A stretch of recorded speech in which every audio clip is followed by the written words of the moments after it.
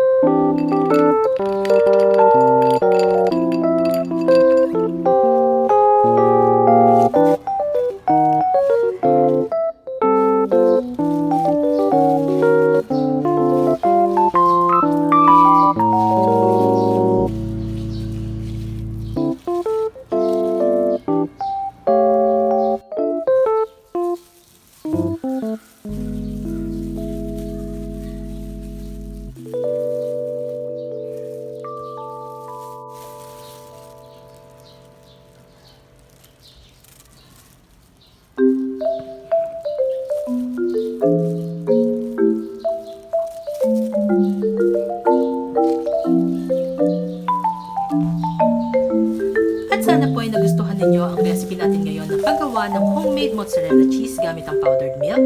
At gusto ko lang pong i-welcome ang ating mga bagong subscribers.